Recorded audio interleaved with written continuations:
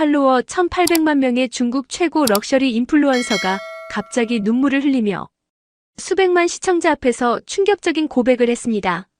저는 거짓말쟁이입니다. 화려한 유럽 여행 콘텐츠 뒤에 숨겨진 진실은 무엇이었을까요? 왜 그녀는 자신의 커리어를 위험에 빠뜨릴 수 있는 고백을 선택했을까요? 한 여성의 용기 있는 선택이 어떻게 수천만 명의 마음을 움직이고 한 나라의 이미지를 바꾸는 기적을 만들어냈는지 지금부터 들려드리겠습니다. 이 이야기가 끝날 때쯤 여러분도 분명 무언가 달라져 있을 거예요. 구독과 좋아요, 알림 설정까지 눌러주시면 더욱 의미 있는 이야기들을 계속 만날 수 있습니다. 그럼 지금 시작해보겠습니다. 안녕하세요. 저는 샤오란입니다. 중국 최고의 럭셔리 인플루언서로 활동하고 있어요. 팔로워가 1,800만 명이나 되고 한 번 방송을 하면 수십억 원의 매출이 나옵니다. 정말 믿기 어려우시겠지만 이게 제 현실이에요. 오늘은 특별한 날입니다. 드디어 유럽 출장 겸 여행을 떠나는 날이거든요. 베이징 공항 VIP 라운지에 앉아서 샴페인을 마시며 활주로를 바라보고 있는데 마음이 정말 설레더군요. 이번 여행도 제게는 또 하나의 화려한 기록이 될 것 같습니다. 스태프들이 제 짐을 정리하고 일정을 확인하는 모습을 보니 정말 여왕이 된 기분이에요. 중국에서는 어디를 가든 최고의 대우를 받습니다. 레드카펫이 깔리고 사람들이 사진을 찍어달라고 하고 매장에서는 특별 할인을 해주죠. 이게 바로 인플루언서의 파워라고 생각해요. 유럽에서도 마찬가지일 거라고 확신했습니다. 아니, 더 좋을 수도 있을 것 같아요. 파리의 명품 매장들, 이탈리아의 고급 레스토랑들, 런던의 럭셔리 호텔들. 모든 곳에서 저를 VIP로 대접할 테니까요. 제가 가는 곳마다 사람들이 몰려들고 제품들이 완판되고 매장 매출이 급상승하거든요. 이런 영향력을 가진 사람을 어느 나라에서든 소홀히 할 리 없잖아요. 특히 유럽 같은 곳에서는 더욱 프로페셔널하게 대해줄 것 같습니다. 비행기에 오르면서도 기분이 좋았어요. 퍼스트 클래스 좌석에 앉아 승무원들의 정중한 서비스를 받으니 이미 여행이 성공한 것 같은 느낌이었습니다. 창밖으로 보이는 구름들을 바라보며 생각했죠. 파리에 도착하면 어떤 놀라운 일들이 기다리고 있을까? 제 SNS에는 이미 수백만 명이 이번 여행을 기대하고 있어요. 실시간으로 올리는 사진과 영상마다 수십만 개의 좋아요가 달리고 댓글들로 가득 차거든요. 팬들은 제가 어떤 브랜드를 소개할지, 어떤 맛집을 갈지 궁금해하고 있습니다. 이번 여행에서 촬영할 콘텐츠들을 생각하니 벌써부터 흥미진진해요. 파리의 에펠탑 앞에서 찍을 화보, 루브르 박물관에서의 우아한 모습, 샹젤리제 거리의 명품 쇼핑 장면들. 모든 것이 완벽한 콘텐츠가 될 것 같았습니다. 그런데 지금 생각해보니 그때의 저는 정말 순진했던 것 같아요. 세상이 생각보다 복잡하다는 걸 아직 몰랐거든요. 파리 샤를 드골 공항에 도착했을 때의 그 순간을 지금도 생생히 기억합니다. 비행기에서 내리는 순간까지만 해도 모든 게 완벽했어요. 승무원들이 정중하게 인사해주고 퍼스트 클래스 승객들을 위한 특별 통로로 안내받았거든요. 입국 심사대로 향하는 길에서도 기분이 좋았습니다. 다른 승객들이 저를 알아보고 수군거리는 소리가 들렸어요. 역시 유명인의 파워는 국경을 넘나드는구나 싶었죠. 중국 여권을 꺼내들며 심사관에게 다가갔는데 그때부터 분위기가 이상해지기 시작했습니다. 심사관이 제 여권을 받아들고는 미묘하게 표정을 바꾸더라고요. 처음엔 별거 아닐 거라 생각했어요. 그런데 평소보다 오래 여권을 들여다보더니 갑자기 다른 직원을 불러서 뭔가 이야기하기 시작했습니다. 저는 그저 웃으며 기다렸죠. 그런데 상황이 점점 심각해졌어요. 심사관이 저에게 호텔 예약 확인서를 요구했습니다. 당연히 준비되어 있었죠. 최고급 호텔의 스위트룸 예약서를 보여드렸는데도 만족하지 않더라고요. 이번엔 은행 계좌 잔고 증명서를 달라고 했어요. 정말 당황스러웠습니다. 중국에서는 이런 대우를 받아본 적이 없거든요. 그래도 침착하게 모든 서류를 제출했어요. 계좌에는 충분한 돈이 있었고 귀국 항공표도 이미 예약되어 있었습니다. 완벽한 준비였죠. 하지만 심사관은 여전히 의심스러운 표정을 지었어요. 추가 확인이 필요하다며 저를 따로 대기실로 안내했습니다. 그 순간 정말 충격을 받았어요. 저 같은 유명인을 이렇게 대한다는 게 믿어지지 않았거든요. 대기실에는 저처럼 추가 심사를 받는 사람들이 여럿 있었습니다. 대부분 아시아계 사람들이었어요. 중국인, 인도인, 동남아시아 사람들이 대부분이었죠. 그제서야 뭔가 패턴이 있다는 걸 깨달았습니다. 5시간이나 기다렸어요. 5시간 동안이요. 그동안 여러 번 호출을 받아 같은 질문들을 반복해서 들었습니다. 여행 목적이 뭐냐, 누구를 만나냐, 얼마나 머물 예정이냐, 돈은 어떻게 마련했냐. 마치 범죄자 취급을 받는 기분이었어요. 제가 인플루언서라고 설명해도 크게 관심 없어 보였습니다. 팔로워 수를 보여줘도 수익 증명서를 보여줘도 마찬가지였어요. 그냥 중국 여권을 가진 또 다른 관광객 정도로만 취급하더라고요. 정말 지치고 화가 났지만 참을 수밖에 없었습니다. 이곳에서 문제를 일으키면 입국 자체가 거부될 수 있으니까요. 그래서 최대한 정중하게 협조적으로 응답했어요. 하지만 마음속으로는 분노가 치밀어 올랐죠. 드디어 입국 허가가 나왔을 때는 이미 해가 지고 있었어요. 다른 승객들은 진작에 파리 시내로 나갔을 텐데 저만 공항에 붙잡혀 있었던 거죠. 지친 몸으로 입국 도장을 받으며 생각했습니다. 이게 정말 제가 꿈꾸던 유럽 여행의 시작일까?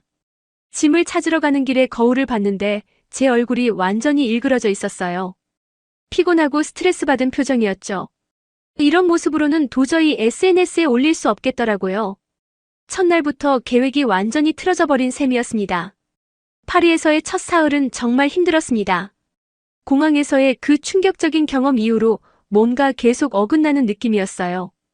호텔에서는 친절했지만 거리로 나서면 시선들이 차갑더라고요. 카페에서 주문할 때도 매장에서 쇼핑할 때도 뭔가 경계하는 듯한 분위기였습니다. 특히 명품 매장에서의 경험이 가장 충격적이었어요. 샤넬 매장에 들어갔는데 직원들이 저를 마치 투명인간 취급하더라고요. 다른 손님들에게는 적극적으로 다가가서 설명해주면서도 저에게는 그냥 멀리서 지켜보기만 했습니다. 가방 하나를 들어보려고 했는데 직원이 황급히 다가와서 만지지 말라는 듯한 제스처를 했어요. 정말 당황스러웠죠. 중국에서라면 상상도 할 수 없는 일이었거든요. 그곳에서는 제가 들어가기만 해도 매니저가 직접 나와서 모든 신상품을 보여주는데 말이에요. 레스토랑 상황도 비슷했습니다. 예약 없이 갔을 때는 자리가 없다고 하고 예약을 하려고 전화해도 몇 주씩 기다려야 한다고 하더라고요. 정말 답답했어요. 이런 대우를 받을 줄은 꿈에도 몰랐거든요. 그런데 셋째 날 저녁 우연한 일이 일어났습니다. 몽마르트 언덕 근처의 작은 비스트로에 예약 전화를 걸었는데 직원이 영어로 대화하다가 갑자기 제가 어느 나라에서 왔는지 물어보더라고요. 순간적으로 중국이라고 말하려다가 왜 그랬는지 모르겠지만 한국에서 왔다고 말해버렸어요.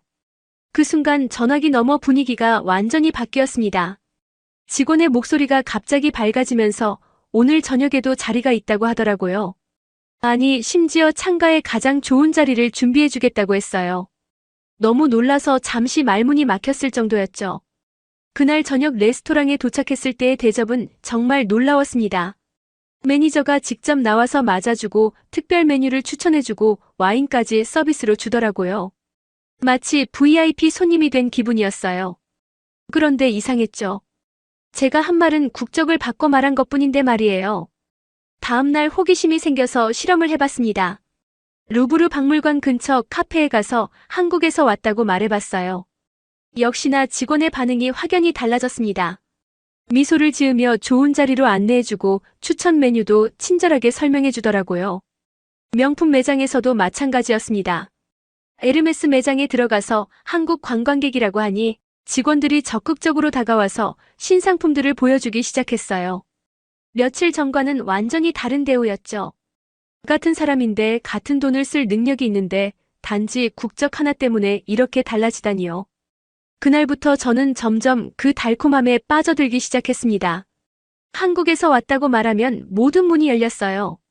레스토랑 예약은 쉬워졌고 매장에서는 특별 할인을 해주고 심지어 사진 찍기 좋은 장소까지 추천해주더라고요. 카페에서도 마찬가지였어요. 바리스타가 직접 라떼아트를 예쁘게 그려주고 디저트도 서비스로 주고 말이에요. 모든 게 너무나 자연스럽고 편했습니다. 마치 마법에 걸린 것 같았어요. 하지만 마음 한구석에서는 뭔가 이상하다는 생각이 들었습니다. 이렇게 거짓말을 해도 되는 건가? 하지만 그 생각은 곧 달콤한 대우 앞에서 사라져버렸죠. 결국 여행이 편하고 즐거우면 그걸로 된 거 아닌가 하는 생각이 들었거든요. 그날 이후로 모든 것이 달라졌습니다.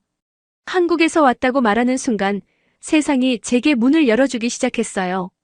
처음에는 단순한 호기심이었는데 점점 습관이 되어 가더라고요. 그리고 그 효과는 정말 놀라웠습니다. 갤러리 라파에트 VIP 룸에 초대받았어요. 한국 고객을 위한 특별 서비스라면서 개인 쇼핑 어시스턴트까지 배정해주더라고요. 신상품을 가장 먼저 볼 수 있게 해주고 한정판 제품들도 우선적으로 구매할 수 있게 해줬습니다. 중국에서도 받아본 적 없는 극진한 대우였어요. 루이비통에서는 아예 프라이빗 쇼핑 시간을 마련해줬습니다. 매장 문을 닫고 저 혼자만을 위한 시간을 만들어준 거예요. 디자이너가 직접 나와서 이번 시즌 컬렉션을 설명해주고 제게 가장 잘 어울리는 스타일을 추천해주더라고요. 레스토랑에서도 마찬가지였습니다. 미슐랭 3성급 레스토랑에서 특별 메뉴를 준비해주고 셰프가 직접 테이블에 나와서 요리를 설명해줬어요. 와인 소믈리에는 한국 고객을 위한 특별 페어링을 제안했죠. 모든 게 꿈 같았습니다. 할인 혜택도 놀라웠어요. 20%, 때로는 30%까지 할인을 해주는 매장들이 있었거든요. 한국 관광객 특별 혜택이라면서 말이에요. 몇십만 원씩 아끼게 되니까 처음엔 정말 기분이 좋았습니다. 하지만 시간이 지나면서 뭔가 이상한 감정이 들기 시작했어요. 거울을 볼 때마다 낯선 사람이 보이는 것 같았거든요. 샤오란이 아닌 가짜 이름의 다른 여자가 웃고 있는 느낌이었습니다. SNS에 올리는 사진들도 뭔가 어색했어요. 화려한 매장들, 멋진 요리들, 럭셔리한 경험들을 담았지만 그 뒤에 숨겨진 거짓말 때문에 마음이 무거웠습니다. 팔로워들은 제가 얼마나 대단한 대접을 받고 있는지 부러워했지만 저는 점점 공허해졌어요. 밤마다 호텔 침대에 누워서 생각했습니다. 이게 정말 제가 원했던 여행일까? 거짓말로 얻은 환대가 진짜 환대일까? 제 진짜 모습으로는 이런 대우를 받을 수 없다는 게 너무 슬펐어요. 어느 날 명품 매장에서 직원이 저에게 말했습니다. 한국 손님들은 정말 매너가 좋다고 쇼핑할 때도 예의 바르고 친절하다고 하더라고요. 그 말을 들으니 가슴이 찔렸어요. 저는 한국 사람이 아닌데 한국 사람들의 명성에 무임승차하고 있었던 거죠. 레스토랑에서도 비슷한 경험을 했습니다. 웨이터가 한국 관광객들은 항상 팁을 넉넉히 주고 감사 인사도 잘한다며 칭찬했어요. 그런 평판 덕분에 제가 좋은 대우를 받고 있다는 걸 깨달으니 마음이 정말 무거웠습니다. 카페에서 바리스타와 대화하다가 더 충격적인 말을 들었어요. 중국 관광객들은 시끄럽고 매너가 없다는 편견이 있지만 한국 관광객들은 조용하고 예의 바르다는 거였습니다. 그래서 한국에서 왔다고 하면 더 친절하게 대해준다고 하더라고요. 그 순간 정말 부끄러웠습니다. 제가 중국 사람으로서의 자존심을 스스로 버리고 있었던 거예요. 제 나라와 제 정체성을 부정하면서 다른 나라 사람인 척하고 있었던 거죠. 환대받으면서도 마음 한편으로는 계속 고통스러웠습니다. 웃고 있지만 진짜 웃음이 아니었고 즐기고 있지만 진짜 즐거움이 아니었어요. 모든 게 가짜였거든요. 가짜 이름, 가짜 국적, 가짜 정체성으로 살아가는 기분이었습니다. 밤늦게 호텔 창밖을 바라보며 생각했어요. 이렇게 살아도 되는 걸까? 진짜 제 모습을 숨기고 다른 사람인 척하면서 받는 대우가 의미가 있을까? 하지만 다음 날이 되면 또다시 그 달콤한 유혹에 넘어가곤 했습니다. 베르사유 궁전을 방문한 날은 정말 화창했습니다. 아침 일찍 출발해서 궁전에 도착했는데 그 웅장함에 압도되더라고요. 하지만 마음 한구석은 여전히 무거웠어요. 며칠째 계속되고 있는 거짓말 때문에 마음이 편하지 않았거든요. 궁전 투어를 하면서도 집중이 잘 안 됐습니다.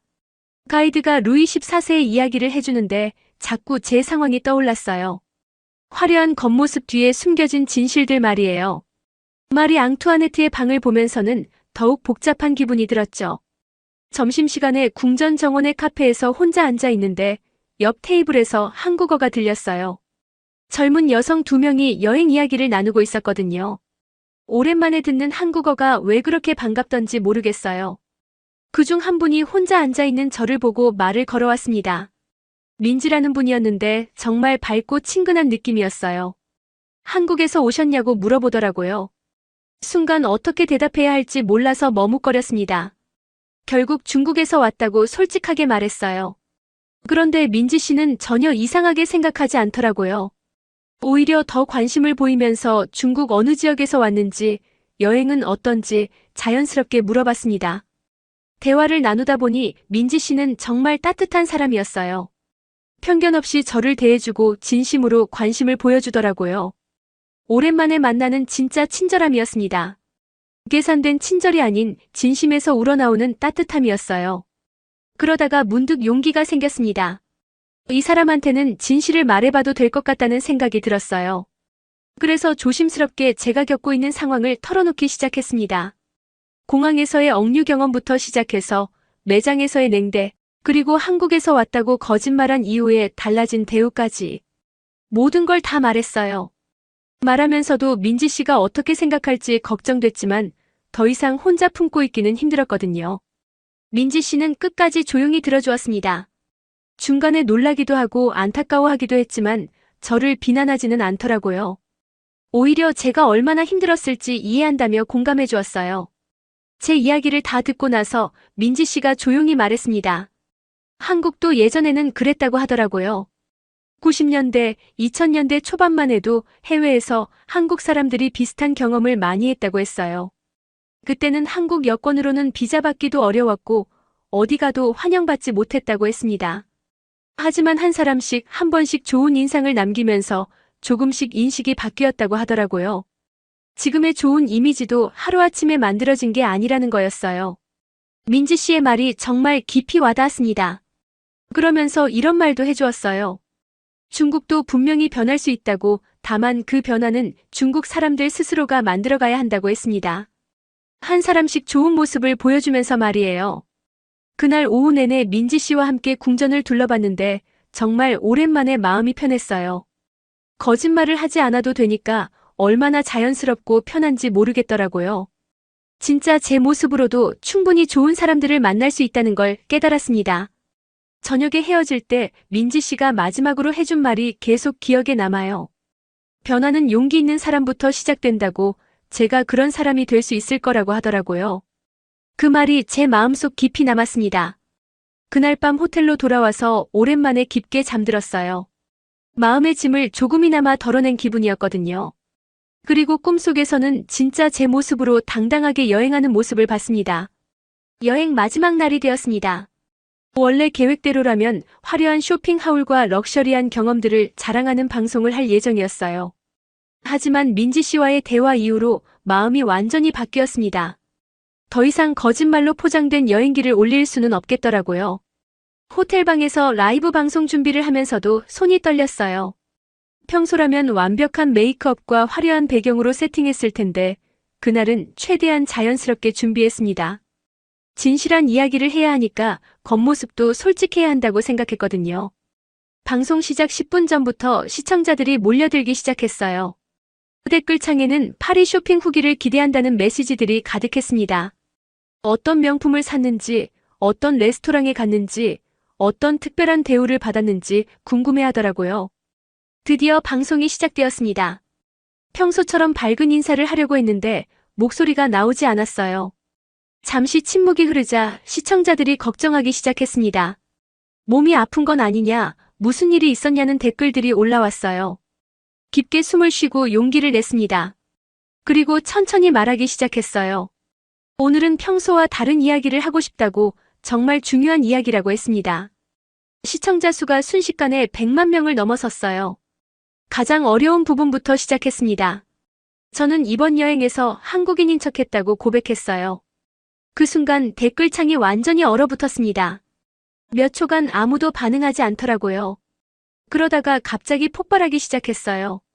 왜 그런 거짓말을 했냐는 비난부터 시작해서 한국 사람들에게 미안하다는 댓글, 실망했다는 메시지들이 쏟아졌습니다. 하지만 저는 계속 이야기했어요. 차별이 두려웠다고, 좋은 대우를 받고 싶었다고 솔직하게 말했습니다. 공항에서의 경험을 자세히 설명했어요. 5시간 동안 억류되었던 일 매장에서 받은 냉대, 그리고 한국에서 왔다고 말하는 순간 달라진 세상에 대해서 말이에요.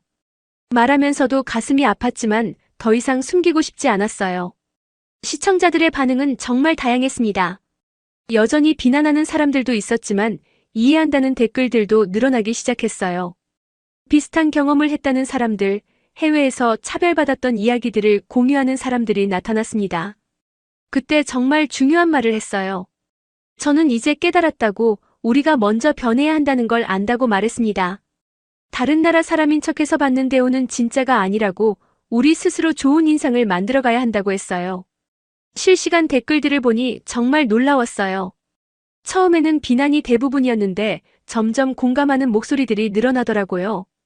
자신도 해외에서 비슷한 경험을 했다는 사람들, 부끄럽지만 이해한다는 사람들이 많아졌습니다. 저는 계속해서 이야기했습니다. 작은 것부터 시작하자고, 해외에서 큰 소리로 떠들지 않기, 줄 제대로 서기, 쓰레기 함부로 버리지 않기 같은 기본적인 매너부터 지키자고 했어요. 그런 작은 변화들이 모여서 큰 변화를 만들 수 있다고 말이에요. 방송 말미에는 정말 감동적인 일이 일어났어요. 시청자들이 스스로 다짐을 하기 시작한 거예요. 해외여행할 때 조심하겠다는 약속들, 좋은 인상을 남기겠다는 다짐들이 댓글로 쏟아졌습니다. 어떤 시청자는 이런 댓글을 남겼어요. 용기 있는 고백이었다고, 자신도 반성하게 되었다고 하더라고요. 또 다른 시청자는 샤오란의 진솔함에 감동했다며 앞으로도 응원하겠다고 했습니다. 방송을 마치고 나서 정말 후련했어요. 오랫동안 가슴에 품고 있던 무거운 짐을 내려놓은 기분이었거든요. 비록 일부 팔로워들을 잃을 수도 있겠지만 적어도 진실한 모습으로 살아갈 수 있게 되었으니까요. 그날 밤 댓글들을 하나하나 읽어봤는데 생각보다 많은 사람들이 공감해주고 응원해주더라고요. 변화는 이렇게 시작되는 거구나 싶었습니다. 중국으로 돌아온 후 며칠 동안은 정말 조용했습니다. 파리에서의 고백 방송 이후 예상했던 대로 일부 팔로워들이 떠났어요. 하지만 놀랍게도 새로운 팔로워들이 더 많이 늘어났습니다. 진실한 모습에 감동했다는 사람들이었어요. 제일 먼저 한 일은 팀 미팅이었습니다. 매니저와 스태프들에게 앞으로의 방향을 설명했어요. 더 이상 단순한 럭셔리 콘텐츠만 만들지 않겠다고, 의미 있는 메시지를 담은 콘텐츠를 만들고 싶다고 말했습니다. 처음에는 모두들 걱정했어요. 수익성이 떨어질 수 있다고, 광고주들이 부담스러워할 수 있다고 하더라고요. 하지만 저는 확신했습니다. 진정성 있는 콘텐츠가 결국 더 큰 영향력을 가져다 줄 거라고 말이에요. 그래서 시작한 것이 우리의 매너 캠페인이었습니다. 거창한 제목을 붙이지 않고 아주 간단한 것부터 시작했어요. 첫 번째 영상은 지하철에서 줄 서기였습니다. 단순해 보이지만 정말 중요한 기본 매너라고 생각했거든요. 영상을 찍으면서도 신경이 많이 쓰였어요. 설교하는 것처럼 보이면 안 되겠다고 생각해서 최대한 자연스럽게 일상 속에서 보여주려고 했습니다. 지하철역에서 실제로 줄을 서는 모습, 다른 사람들을 배려하는 모습들을 담았어요. 반응은 놀라웠습니다. 첫 번째 영상이 이틀 만에 500만 조회수를 넘었어요. 댓글들도 정말 긍정적이었습니다. 자신도 앞으로 줄 서기를 지키겠다는 다짐들, 해외에서 부끄럽지 않은 중국인이 되겠다는 약속들이 가득했어요. 두 번째 영상은 공공장소에서 조용히 하기였습니다. 카페, 도서관, 박물관에서 목소리 크기를 조절하는 방법을 보여줬어요. 이것도 엄청난 반향을 일으켰습니다. 특히 해외 거주 중국인들이 많이 공유해주더라고요. 세 번째는 쓰레기 올바르게 버리기였어요. 거리에서, 관광지에서, 심지어 집에서도 분리수거하는 방법까지 자세히 보여줬습니다. 이 영상은 정부기관에서도 공유할 정도로 화제가 되었어요. 각 영상마다 메시지는 같았습니다. 작은 변화부터 시작하자, 우리 스스로 좋은 이미지를 만들어가자는 것이었어요. 그리고 해외에서 중국인으로서 자랑스러울 수 있도록 하자고 했습니다. 캠페인이 진행되면서 정말 놀라운 일들이 일어났어요. 시청자들이 스스로 실천하는 모습들을 영상으로 찍어서 보내주기 시작한 거예요. 해외여행에서 매너를 지키는 모습, 현지인들에게 칭찬받은 이야기들이 쏟아졌습니다. 어떤 시청자는 일본 여행에서 지하철 매너를 완벽히 지켰더니 일본인들이 감탄했다는 이야기를 보내왔어요. 또 다른 시청자는 유럽에서 쓰레기를 제대로 분리수거했더니 현지 직원이 고맙다고 인사했다는 경험담을 전해줬습니다. 가장 감동적이었던 건 한 대학생의 이야기였어요. 미국 교환학생으로 가서 샤오란의 매너 가이드를 실천했더니 기숙사에서 모범생으로 선정되었다는 거였습니다. 그 학생은 중국 학생들의 이미지 개선에 기여했다며 정말 뿌듯해했어요. 언론에서도 주목하기 시작했습니다. 주요 신문들이 샤오란의 매너 캠페인을 긍정적으로 보도했고 TV 프로그램에도 출연 요청이 들어왔어요. 정부 관계자들도 이런 캠페인을 지지한다는 입장을 밝혔습니다. 광고주들의 반응도 의외였어요. 처음 걱정했던 것과 달리 오히려 더 많은 브랜드들이 협업을 제안해왔습니다. 진정성 있는 메시지와 긍정적인 영향력을 인정받은 거였어요. 몇 개월 후 통계를 보니 정말 놀라웠습니다. 매너 시리즈 영상들이 총 3천만 조회수를 넘었고 수만 명의 사람들이 실제로 해외에서 실천하고 있다는 피드백을 보내왔어요. 가장 기뻤던 건 해외 한인들의 반응이었습니다. 중국 관광객들의 매너가 눈에 띄게 좋아졌다는 증언들이 들려왔거든요. 정말 작은 변화지만 분명한 변화가 시작되고 있었습니다. 어느 날 민지 씨에게서 연락이 왔어요. 최근 파리를 다시 방문했는데 중국 관광객들의 모습이 많이 달라졌다고 하더라고요. 샤오란의 영향력을 실감한다며 정말 자랑스럽다고 말해줬습니다. 6개월 후 다시 파리를 찾았습니다. 이번에는 매너 캠페인의 성과를 해외에서 직접 확인해보고 싶었어요. 그리고 무엇보다 진짜 제 모습으로 당당한 중국인으로서 여행하고 싶었거든요. 베이징 공항에서 출발할 때부터 마음가짐이 달랐습니다. 예전처럼 화려한 옷차림이나 과시용 명품으로 치장하지 않았어요. 편안하고 단정한 옷을 입고 가벼운 마음으로 출발했습니다. 여권을 바라보며 생각했어요. 이제 이 여권의 무게가 어떻게 달라졌을까? 파리 샤를 드골 공항에 도착했을 때 첫 번째 변화를 느꼈습니다. 입국 심사대로 향하는 길에서 중국인 관광객들의 모습이 확연히 달라져 있었어요. 큰 소리로 떠드는 사람들이 줄어들었고 질서정연하게 줄을 서고 있더라고요. 입국 심사대에서의 경험은 정말 놀라웠습니다. 6개월 전과 같은 심사관이었는데 제 중국 여권을 보고도 전혀 의심스러운 표정을 짓지 않더라고요. 오히려 미소를 지으며 여행 목적을 물어봤어요. 추가 서류 요구도 없었고 5분 만에 입국이 완료되었습니다. 심사관이 여권에 도장을 찍으면서 한 말이 인상적이었어요. 요즘 중국 관광객들이 정말 예의 바르다고 여행 매너도 많이 좋아졌다고 하더라고요. 그 말을 들으니 정말 뿌듯했습니다. 제가 시작한 작은 변화가 실제로 영향을 미치고 있었거든요. 공항에서 나와 택시를 탔는데 기사님도 비슷한 이야기를 해주었어요. 예전에는 중국 관광객들이 시끄럽고 무례하다는 인식이 있었지만 요즘은 정말 달라졌다고 하더라고요. 특히 젊은 중국인들의 매너가 눈에 띄게 좋아졌다고 했습니다. 호텔에 체크인할 때도 마찬가지였어요. 프런트 직원이 중국에서 왔다는 걸 알고도 전혀 부담스러워하지 않더라고요. 오히려 반갑게 맞아주면서 파리 여행 팁까지 친절하게 알려줬습니다. 예전 같았으면 상상할 수 없는 일이었어요. 다음 날 샹젤리제 거리를 걸으면서 더 많은 변화를 목격했습니다. 중국인 관광객들이 사진을 찍을 때도 다른 사람들을 배려하고 매장에서도 차분하게 쇼핑하고 있었어요. 길거리에서 쓰레기를 버리는 사람도 거의 보이지 않았습니다.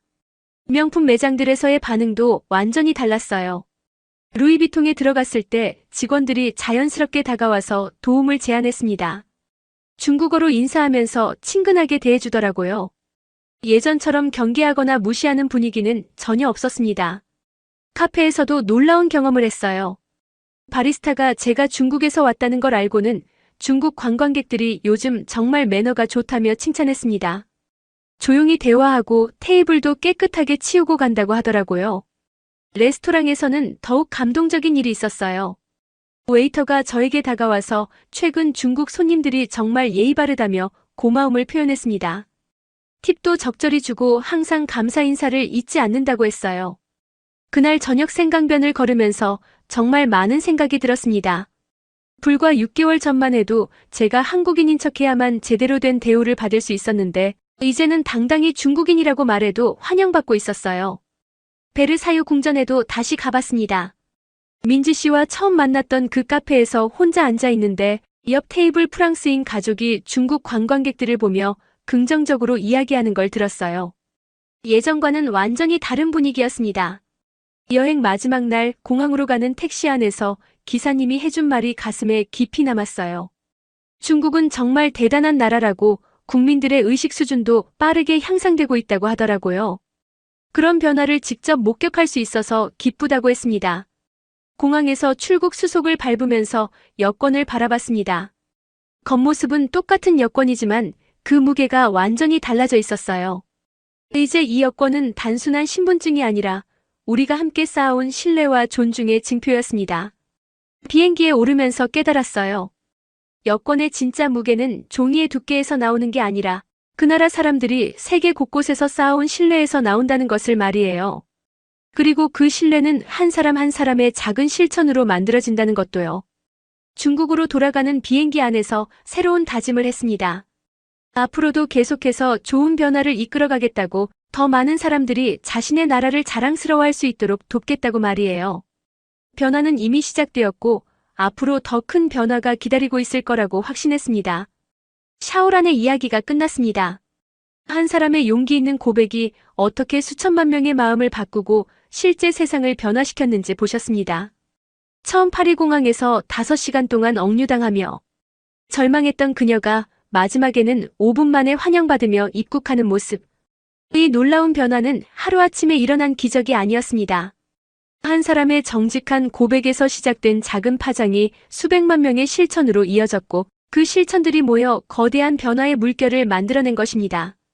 줄 서기, 조용히 하기, 쓰레기 올바르게 버리기 같은 정말 작은 것들이 한 나라의 이미지를 바꿔놓았어요. 가장 중요한 건 샤오란이 깨달은 진실입니다. 여권의 무게는 종이의 두께가 아니라 그 나라 사람들이 쌓아온 신뢰에서 나온다는 것 말이에요. 그리고 그 신뢰는 우리 한 사람 한 사람의 작은 행동으로 만들어진다는 것이죠. 우리도 마찬가지입니다.